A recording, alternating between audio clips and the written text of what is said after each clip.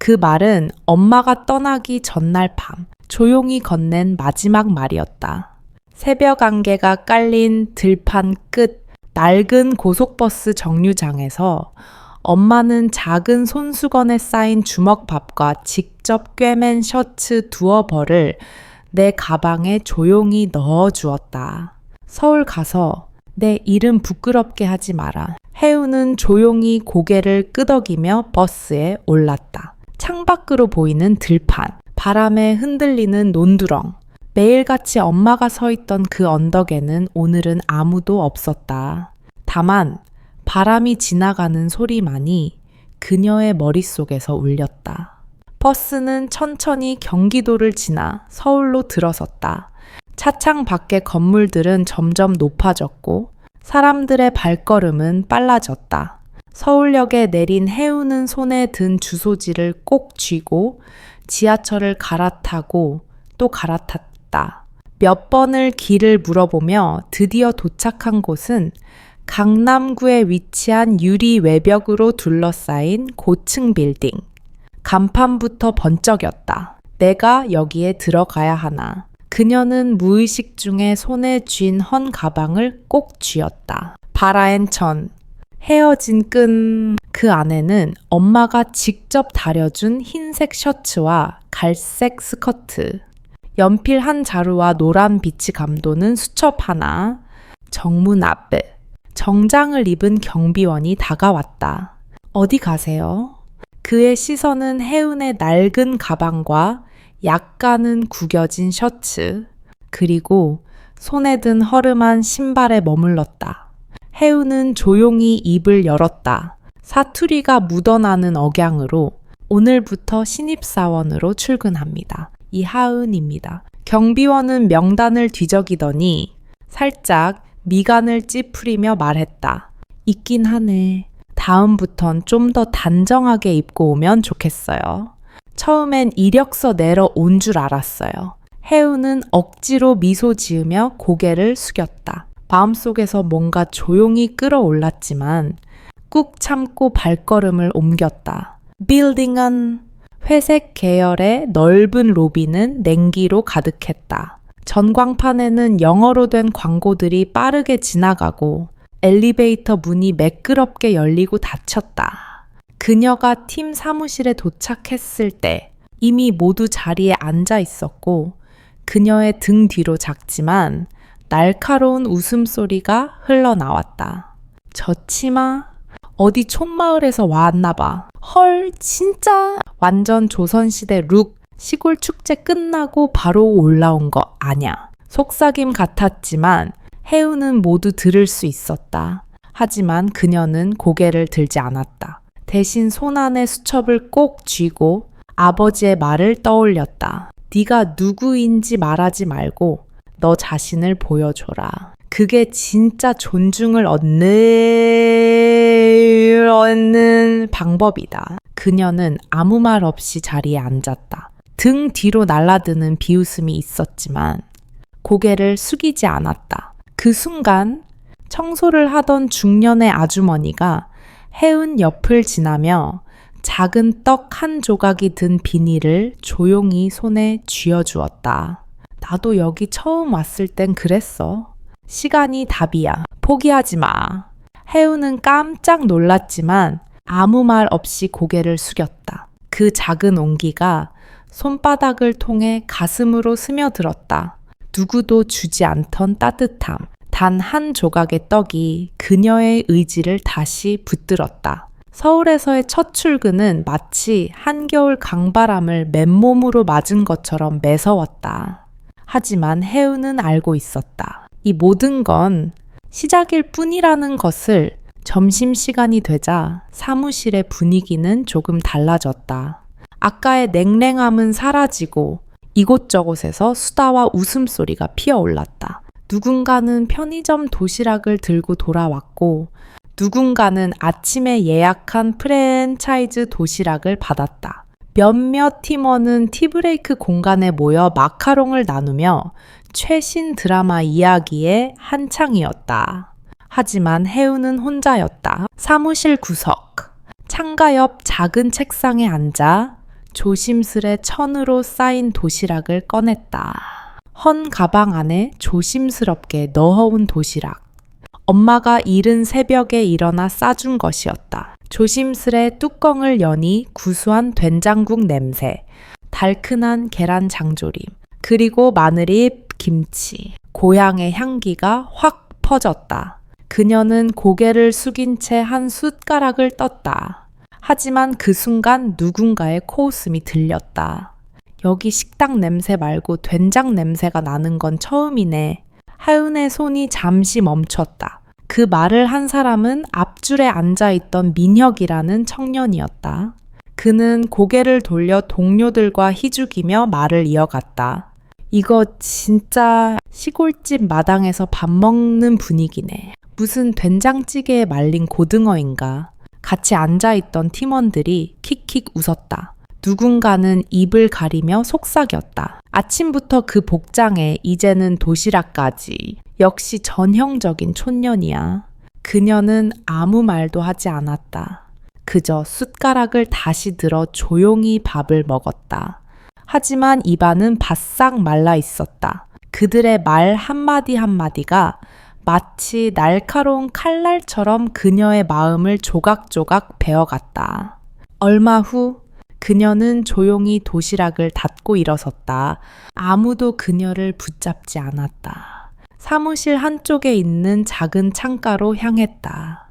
그곳에는 나무 벤치 하나와 오래된 커피 머신이 있었고 조용히 앉아있기엔 좋은 자리였다. 그녀는 창밖을 바라보았다. 도시의 하늘은 회색이었고 도로 위의 차량은 쉴 틈 없이 움직였다. 사람들의 얼굴엔 다들 바쁨이 묻어 있었다. 하지만 그 바쁜 속도 속에서 그녀는 멈춰 서 있었다. 그저 혼자였고 조용히 숨을 참고 있는 듯했다. 그때였다. 뒤에서 익숙한 발소리가 들려왔다. 그녀가 고개를 돌리자 청소부 김정희 아주머니가 따뜻한 미소를 지으며 다가왔다. 도시락 냄새 좋더라.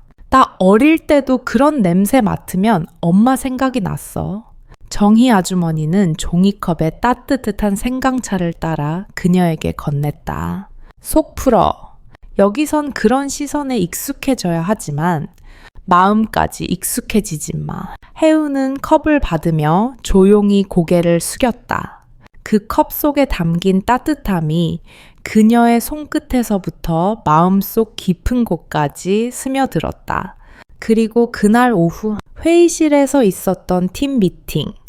혜우는 묵묵히 자리에 앉았다. 팀장은 새로운 프로젝트에 대해 설명하면서 팀원들에게 업무를 분배했다. 그녀의 차례가 되었을 때 모두가 고개를 돌렸다. 이하은 씨, 맞습니다. 이번에 데이터 정리 업무를 담당해 주세요. 아무래도 단순 업무지만 초반엔 기초부터 익히는 게 좋으니까요. 혜우는 고개를 끄덕였다. 하지만 옆자리의 여직원, 지수는 작게 중얼거렸다. 데이터 정리, 그냥 엑셀 정리하는 거겠지. 그렇게까지 정중하게 말할 필요가 있나? 옆에 있던 동료가 킥킥 웃었다. 혜우는 다시 수첩을 펼쳐 펜을 들었다. 한자 한자, 팀장이 말한 내용을 꼼꼼히 적어 나갔다. 그녀의 글씨는 작고 정갈했다. 마치 어릴 적 아버지와 함께 학교에서 배웠던 글씨체 그대로였다. 그리고 회의가 끝날 무렵 문이 조용히 열리며 한 남자가 들어왔다. 깔끔한 회색 수트를 입고 침착한 걸음으로 회의실 중앙을 향해 걸어왔다. 사무실 안의 분위기가 순간 조용해졌다. 그는 바로 본사 전략기획이사 정민석이었다. 모두 안녕하세요. 오늘은 특별히 한 가지 이야기할 게 있어요. 그는 천천히 해운 쪽을 바라봤다. 이하은 씨, 본사에서 추천받은 인재라고 들었습니다. 시골에서 어렵게 올라온 만큼 여러분의 배려 부탁드립니다. 공기마저 멈춘 듯했다. 민혁의 얼굴에서 웃음이 사라졌고 지수의 눈동자가 흔들렸다. 혜우는 자리에서 일어나 고개를 숙였다. 잘 부탁드립니다. 아무도 대답하지 않았다. 하지만 그 침묵 속에서 그녀는 스스로에게 다짐했다. 기억하자. 오늘의 시선, 오늘의 말, 그들에게 다시 돌려줄 날이 올 테니까. 그녀의 마음 속에 작은 불씨 하나가 조용히 타오르기 시작했다. 그날 저녁, 사무실의 불이 하나둘 꺼질 무렵, 여전히 불이 꺼지지 않은 자리 하나가 있었다. 모니터에서 나오는 희미한 푸른빛 속에 해우는 고개를 숙인 채 무언가를 열심히 메모하고 있었다. 그녀의 앞에는 누렇게 바랜 노트 한 권이 펼쳐져 있었다. 줄 간격이 큰 초등학교용 공책. 그 안에는 엑셀 사용법, 데이터 정리 순서, 오류 코드에 대한 설명까지 일일이 손으로 써 넣은 기록들이 빼곡했다. 또 지우고, 지금 그녀가 하고 있는 일은 단순한 반복 작업이 아니라 생존이었다. 이걸 알아야 버틸 수 있어. 누구한테도 물을 수 없으니까. 그 순간 문이 조용히 열리더니 정희 아주머니가 다시 나타났다. 손에는 따뜻한 생강차 한 잔을 들고 있었다. 이 시간까지도 남아있어. 해우는 놀란 얼굴로 고개를 들었다. 네. 내일 보고서 준비해야 해서요. 정희는 조용히 컵을 내려놓으며 말했다. 옛날에 나도 이 빌딩 처음 왔을 땐 그랬어. 걸레 하나로 새 층을 닦고 점심은 옥상에서 혼자 먹고. 그녀는 미소를 지었지만 눈빛엔 지난날의 서러움이 묻어 있었다. 아무도 눈길 주지 않았지. 근데 말야, 그런 시간들이 쌓여서 지금의 나를 만들었더라고. 해우는 고개를 끄덕였다. 그녀는 말없이 생강차를 한 모금 마셨다. 그 따뜻함은 혀를 넘어 가슴속까지 데워주는 듯했다. 그때였다. 복도 쪽에서 또 다른 발소리가 들렸다. 누군가 천천히 다가오더니 조용히 문을 밀었다. 키가 크고 정돈된 수트를 입은 남자, 바로 전략기획이사 정민석이었다. 그는 조용히 안으로 들어서며 해운이 앉아있는 책상 앞으로 다가왔다. 그녀는 놀라며 자리에서 일어나려 했지만 민석은 손을 들어 조용히 말렸다. 앉아 있어요. 그냥 잠깐 보러 온 거예요. 그의 시선은 그녀의 노트에 멈췄다. 직접 다 손으로 정리한 거예요. 해우는 고개를 끄덕였다. 컴퓨터가 익숙하지 않아서.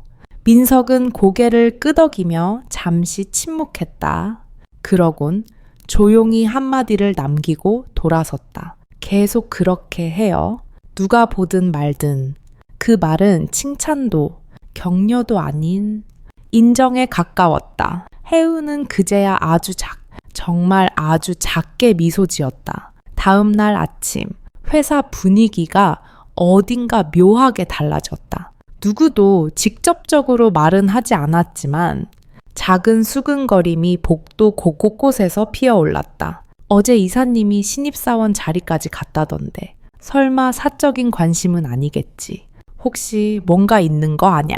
그 중심에는 언제나처럼 해운이 있었다. 민혁은 여전히 시큰둥한 표정으로 그녀를 지나쳤고 지수는 시선조차 마주치지 않았다. 하지만 해운은 아무 말도 하지 않았다. 그저 평소보다 더 일찍 출근해서 노트를 펼쳤고 더 조용히, 더 성실히 자신의 일을 이어갔다. 그러던 어느 날, 프로젝트 중간 보고서를 제출하던 날, 해운은 긴장된 얼굴로 회의실에 들어섰다. 대형 스크린에는 그녀가 준비한 보고서, 슬라이드가 띄워졌고 그녀는 침착한 목소리로 자료를 하나씩 설명해 나갔다. 이번 달 처리 속도는 기존 대비 15% 단축되었고 오류율은 7% 감소했습니다. 처음엔 아무도 그녀의 말을 듣지 않는 듯했다. 하지만 10분이 지나자 몇몇은 고개를 들고 스크린을 바라보기 시작했다. 민혁조차 팔짱을 풀고 화면을 주시했다. 마지막 슬라이드가 끝났을 때 회의실 안에는 짧은 침묵이 흘렀다. 누군가 조용히 손을 들었다. 팀장 박 대리는 입을 열었다. 하은 씨, 혹시 이 개선안 적용한 구체적인 방식 설명 좀 더 해줄 수 있겠어요? 그 순간 혜우는 눈빛이 살짝 흔들렸다. 드디어 그녀는 고개를 끄덕이며 다시 노트를 펼쳤다. 우선 데이터를 정렬할 때 기준값을 바꿨습니다. 원래는 날짜 순이었지만 오류 발생 빈도를 기준으로 재분류했어요. 그래서 자주 발생하는 오류를 우선 확인할 수 있었죠. 그 설명이 이어지자 분위기가 서서히 바뀌었다. 민혁은 눈썹을 살짝 올렸고 지수는 슬쩍 고개를 갸웃했다. 아무도 박수를 치진 않았지만 그들의 눈빛엔 분명 변화가 있었다. 회의가 끝난 뒤 혜우는 조용히 노트를 정리하고 있었는데 누군가 다가와 쪽지를 하나 건넸다. 계속 그렇게 해요. 조용한 사람이 세상을 바꾸기도 해요. 보낸 이는 밝히지 않았다. 하지만 혜우는 알 수 있었다. 누군가가 비로소 사람으로서 그녀를 보기 시작했다는 의미였다. 며칠 후 혜우는 사내 시스템 관련 오류를 혼자 힘으로 해결했다. 알파노말 오류. 기술팀도 종종 당황하는 까다로운 문제였다. 그녀는 놀라지 않았다. 노트 한 귀퉁이에 빼곡히 써둔 해결법을 떠올리며 차근차근 단계를 밟았다. 데이터를 새로 연결하고 경로를 재설정한 뒤 페이지를 리프레시 정상 작동. 그녀는 조용히 숨을 내쉬었다. 작은 승리, 아주 작은. 하지만 그녀에겐 거대한 벽을 넘은 듯한 순간이었다. 다음 날 아침, 팀장 박대리가 다급히 그녀를 호출했다. 하은 씨, 어제 시스템 혹시 손댔어요? 오류가 나서요. 노트에 적힌 대로 시도해 봤는데 운 좋게 해결됐어요. 그의 눈빛이 바뀌었다. 처음엔 꾸짖으려는 듯 했지만 그녀의 노트를 들여다보곤 말없이 입을 다물었다. 다음엔 기술팀에 먼저 알려줘요. 하지만 잘했어요. 그 말 한마디에 혜우는 고개를 끄덕였지만 마음속으로는 부모님의 목소리를 떠올렸다. 누가 뭐래도 네가 하는 일을 네가 가장 잘 알아야 한다.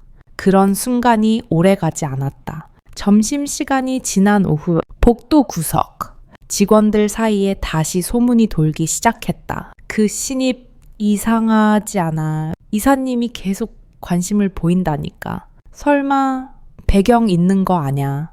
나 들었어. 무슨 총괄 본부장의 먼 친척이라던데. 그럼 우리 지금까지 눈치 없이 구박한 거야. 모두의 눈빛이 이상하게 변해갔다. 혜우는 그들을 모른 척하고 자신의 자리로 돌아왔지만 가슴 속엔 뭔가 먹먹한 것이 자리를 잡았다. 그날 밤 업무가 끝난 후 혜우는 조용히 옥상으로 향했다. 서울의 야경이 넌사인처럼 번쩍이는 그곳. 그녀는 가방에서 바랜 노트를 꺼냈다. 그 안에는 회사 조직도와 함께 송을씨로 쓰인 주석이 있었다. 내 이름을 밝히지 말고 이 회사를 아래에서부터 살펴봐라. 그건 단순한 업무가 아니었다. 그녀가 이 회사에 온 건 단순히 취업이 아니라 조사였다. 그녀는 전략기획이사 정민석의 제안으로 입사 전 사내 내부 감찰 프로젝트의 일환으로 위장 입사한 상태였다. 신분은 비밀, 정식 입사자가 아니라 관찰자였다. 누군가의 권력 남용, 과거의 은폐된 부조리, 그리고 15년 전 한 남자의 억울한 해고 사건. 그 남자의 이름은 이병호, 하은의 아버지. 그는 이 회사의 창고 관리 직원이었고 회계 비리와 창고 물품 누락을 보고한 다음 날 품위 손상이란 이유로 해고당했다. 이후 고향으로 내려가 말없이 농사만 지으며 살다가 그녀의 고등학교 졸업식 직후 세상을 떠났다. 그는 늘 말했다. 나는 진실을 말했지만 누구도 믿지 않았다. 그의 장례식 후 회사에서 날라온 사과도 없었고 동료 중 누구 하나 찾아오지 않았다. 단 한 사람만을 제외하고 엄마는 말했다. 정 이사님이라는 분이 내 아빠 억울했다고 언젠가 진실을 밝히겠다고 약속하셨어. 그 약속은 지금 시작되고 있었다. 해우는 옥상에서 내려와 다시 사무실로 향했다. 아무도 없는 공간, 컴퓨터의 파란 불빛만이 그녀를 반겼다. 그녀는 조사 목록이라는 폴더를 열었다. 거기엔 직원별 비위 제보, 불공정 평가 기록, 누락된 인사 파일 등이 들어 있었다. 그 순간 복도 끝에서 발소리가 들려왔다. 누군가 다가오고 있었다. 문이 열렸다. 그곳에 선 사람은 조용한 직원, 늘 말이 없던 사람. 하지만 묘하게 눈빛이 또렷했던 여자. 같은 지방 출신으로 알고 있던 선배. 강나영기였다. 그녀가 천천히 다가왔다. 하은 씨, 내가 알아버렸어. 그녀는 조용히 말을 꺼냈다. 그 노트, 엊그제 복사실에 놓고 간 거. 몇 장 넘겨봤어. 하은의 표정이 굳었다. 나 돕고 싶어. 그녀의 목소리는 흔들리지 않았다. 나도 알고 있어. 이 회사 겉은 멀쩡하지만 속은 썩어 있다는 거. 그냥 조용히 살고 싶었지만 지금 보니 그건 사는 게 아니더라. 해우는 그녀를 바라봤다. 그리고 처음으로 누군가의 눈 속에서 진심을 봤다. 같이 해요. 그렇게 두 사람은 서로 다른 상처를 품고 같은 진실을 향해 나아가기 시작했다. 강나영은 언제나 조용한 사람이었다. 회의에서 발언하지 않았고 점심시간에도 늘 구석에 앉아 혼자 식사를 했다. 하지만 해우는 이제 알았다. 그 조용함은 단순한 내향성이 아니라 오래된 관찰의 결과였다. 두 사람은 퇴근 후 사내 도서관 옆 비밀 창고에서 다시 만났다. 그곳은 직원들이 거의 오지 않는 오래된 기록들이 먼지를 뒤집어 쓴 채 놓여 있는 공간이었다. 이건 내가 예전에 몰래 복사해 두었던 2008년 인사 기록이야. 나영은 두꺼운 파일 하나를 꺼내며 말했다. 이병호 씨, 하은 씨 아버지 기록도 있어. 그런데 이상한 게 있어. 해우는 손을 뻗어 기록을 넘겼다. 여기 봐. 해고 사유가 업무 태만 및 자산 손해로 되어 있어. 그런데 당시 근무 일지엔 그날 아버지가 야간 근무를 끝내고 정시에 퇴근했다고 적혀 있어. 누군가 거짓으로 보고한 거야. 그리고 이 서류, 사인을 한 사람은 누구게? 나영은 파일을 넘겨 마지막 장을 펼쳤다. 이도훈 당시 보안팀장, 현 인사부 부장, 회사의 가장 보수적인 인사 담당자, 누구에게도 호의적이지 않고 무조건 규정을 따진다며 모든 것을 수치화하고 평가로만 판단하는 인물. 해우는 그의 얼굴을 떠올렸다. 몇 번 마주친 적이 있었지만 그 눈빛은 늘 사람을 꿰뚫어 보는 듯 차가웠다.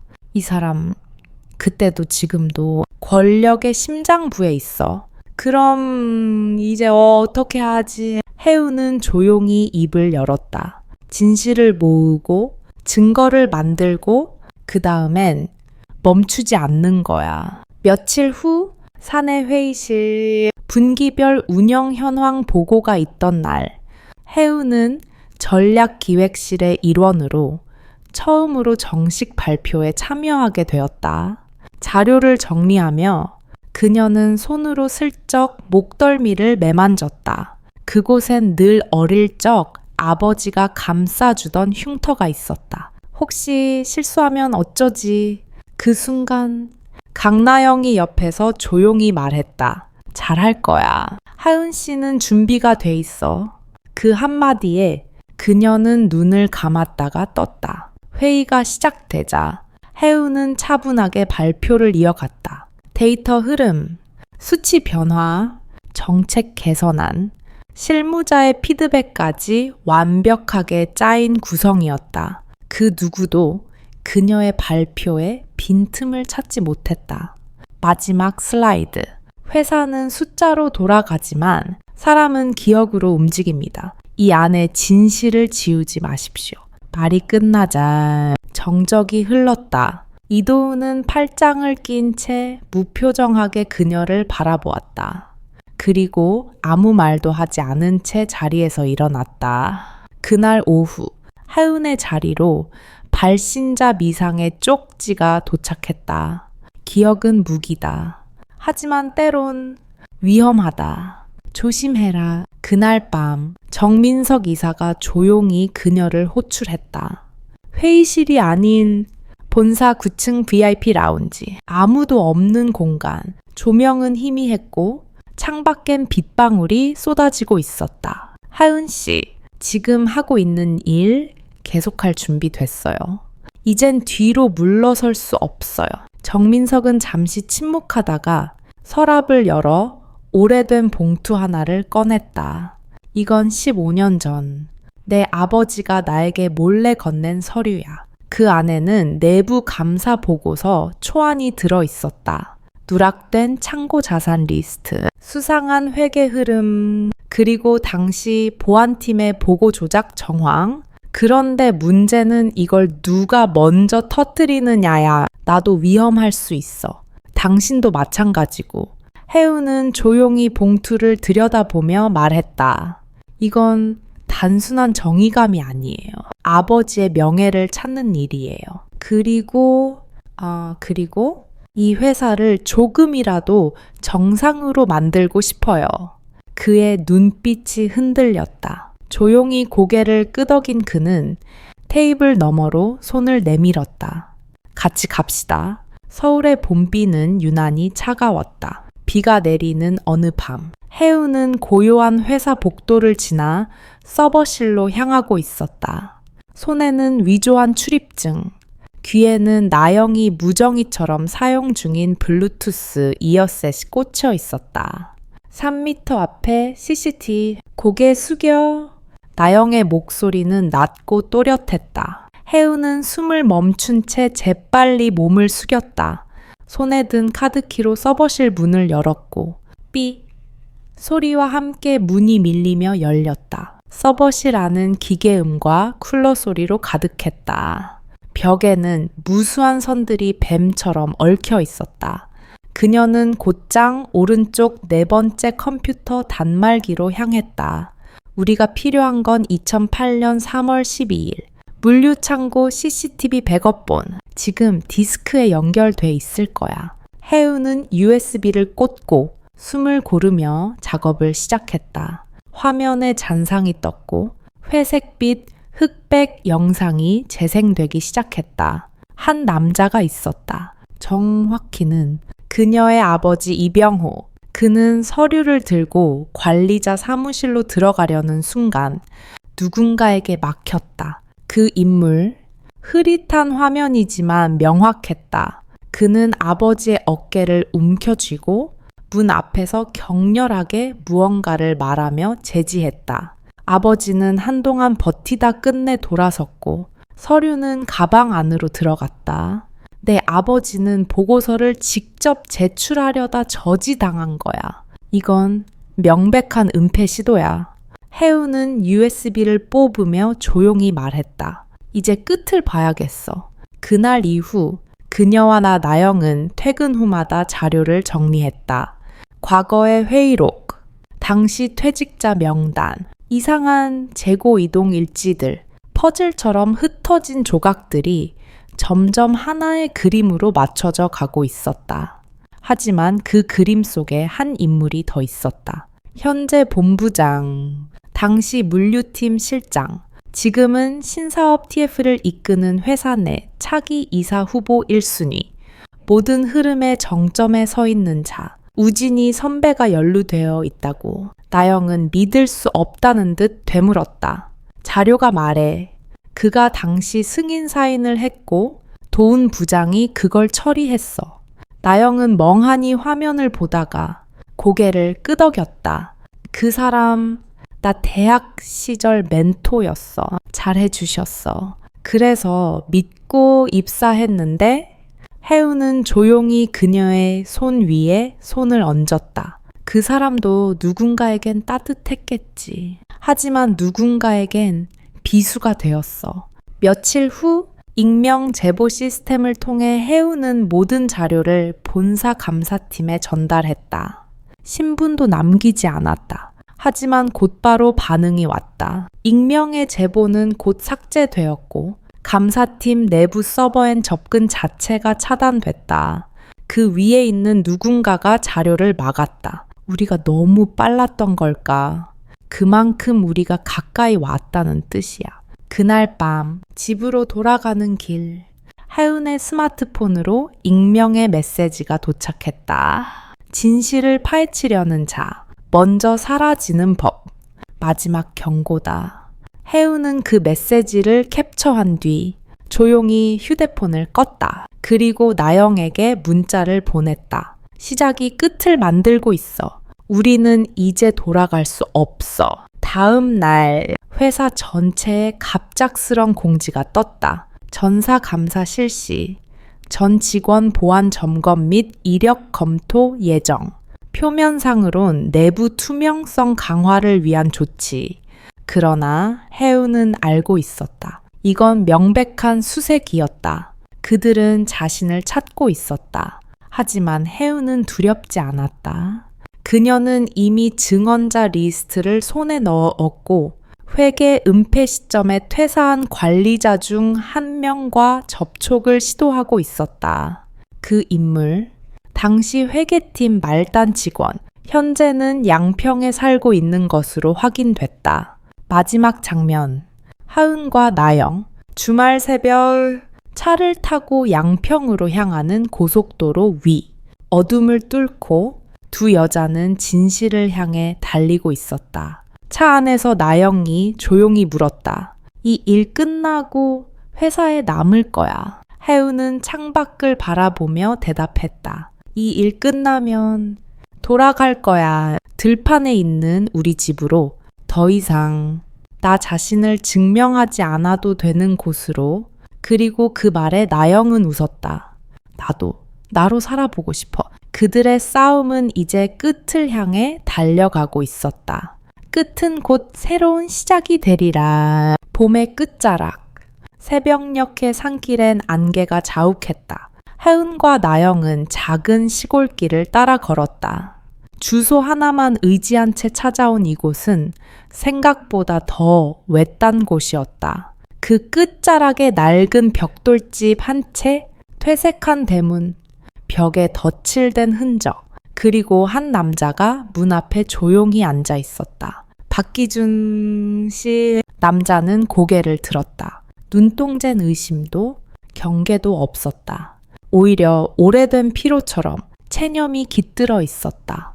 해우는 조심스레 다가갔다. 15년 전 제 아버지 이병호 씨와 같은 팀에 계셨던 분이 맞죠? 그는 말없이 고개를 끄덕였다. 아버지가 해고되기 직전 내부 고발을 하려고 했어요. 그 증거 혹시 아직 가지고 계신가요? 박기준은 한참 동안 말이 없었다. 그리고 천천히 일어나 집 안으로 들어가더니 작은 철제 금고 하나를 들고 나왔다. 나는 말이야. 그날 이후 평범하게 사는 게 죄스러웠어. 그가 금고를 열었다. 거기엔 오래된 USB 하나와 빛바랜 봉투가 들어있었다. 봉투 안에는 당시 회계 오류 보고서, 비인가 창고 운영 내역, 그리고 누락된 인사 명령서까지 있었다. 당신 아버지, 정말 정의로운 분이었어. 모두가 외면할 때 끝까지 포기 안 했지. 나도 그랬어야 했는데.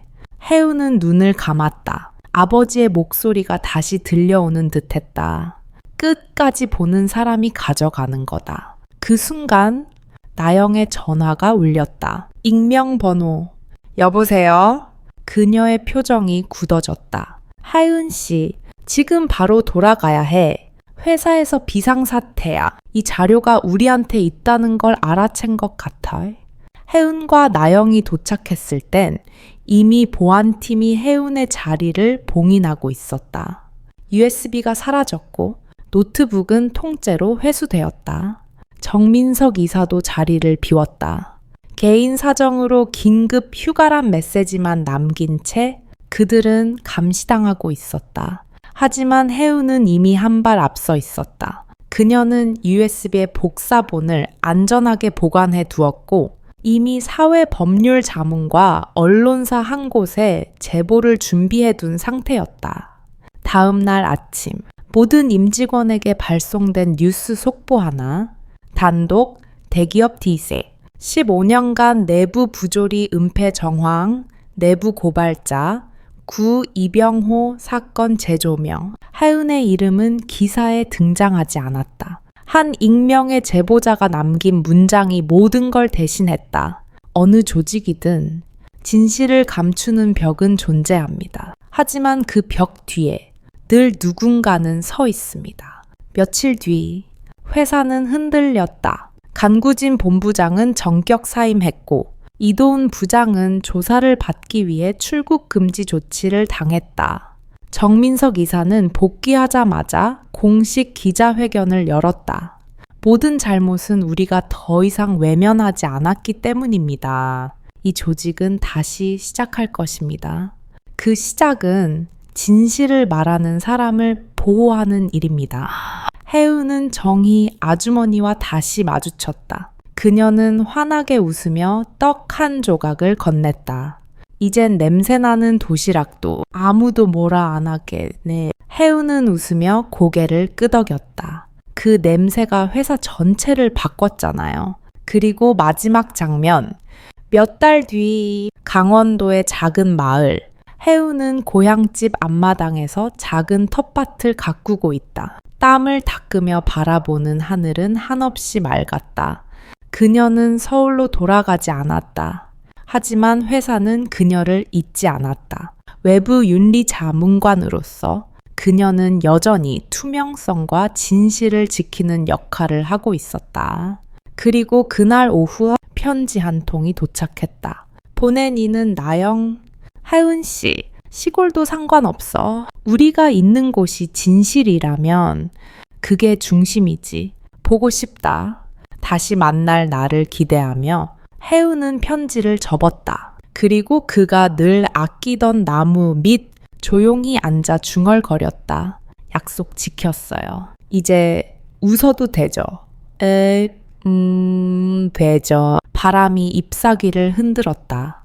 마치 누군가 조용히 고개를 끄덕이는 듯 누군가를 향한 조용한 저항. 진실을 향해 한 걸음씩 다가가는 사람들의 이야기를 읽으셨나요? 이 이야기는 단순히 한 신입사원의 성장서사가 아니라 묵묵히 견디며 버텨낸 모든 이들의 마음을 대변하는 기록이었습니다. 촌스러운 도시락 하나, 낡은 노트 한 권, 그리고 사람을 향한 신뢰가 세상의 벽을 무너뜨릴 수 있다는 사실을 우리는 혜운을 통해 배웠습니다. 누구나 한 번쯤은 외롭고 억울하고 침묵당한 순간이 있었을 겁니다. 하지만 이 이야기는 말합니다. 당신의 진심은 언젠가 반드시 누군가에게 닿는다고요. 혜운의 용기, 나영의 연대, 그리고 정의를 포기하지 않은 이들의 조용한 연합은 곧 우리 삶의 어딘가에도 존재할 수 있다는 희망이 아닐까요? 만약 이 이야기가 여러분 마음속 어딘가를 건드렸다면 좋아요와 구독, 그리고 댓글로 여러분의 생각을 들려주세요. 여러분의 한마디가 다음 이야기를 만드는 힘이 됩니다. 그리고 아직 끝이 아닙니다. 혜운의 여정은 이제 막 새로운 챕터로 향하고 있습니다. 파트 2! 다음 시즌이 궁금하시다면 여러분의 응원이 더 많은 이야기를 세상에 꺼내는 원동력이 됩니다. 지금 바로 좋아요, 구독, 댓글 남겨주세요. 우리는 다시 진실의 그 길목에서 만나게 될 테니까요.